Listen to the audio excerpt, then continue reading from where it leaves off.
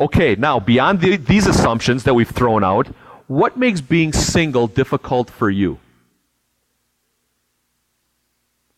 What makes being single difficult for you?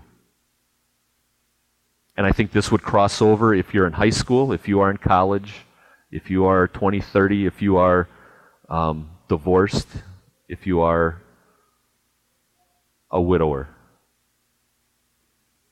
Yeah, and along with that, you're free, and do we have enough free time? And the temptations then that come along with that.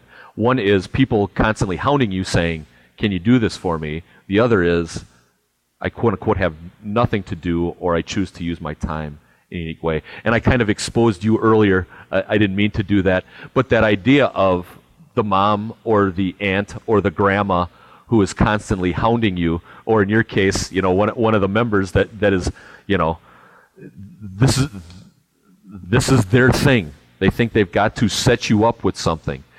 And so from the world, from my experience of, finding that person when I'm 17 and then marrying that person when I'm 22, and then being together, and then knowing what the vision is within our pool of believers, I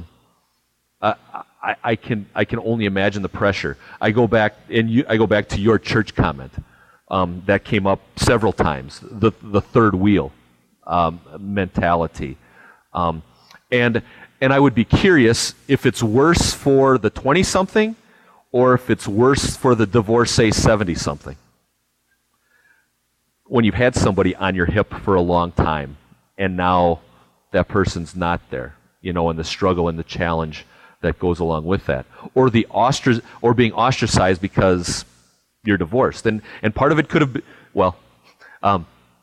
you could have been the major problem, or you could have been the minor problem. Somewhere along the line, you were part of the problem. But if you were the minor part of the problem, and it seemed that your spouse was no longer wanted to be married to you, just that I'm keeping you at arm's length now, and what that looks like. Very difficult. And so my wife is on a faculty now, and of course there is a mixed bag of married and unmarried males and females in that world, and I am super empathetic to that. And so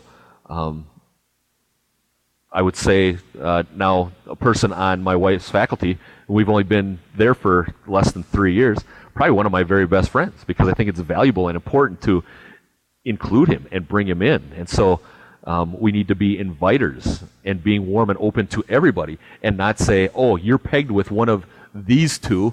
The perception is Christian. Yeah, we're single males, but then that idea of Christian in the rest of the world, what does that look like, and how do we function in that?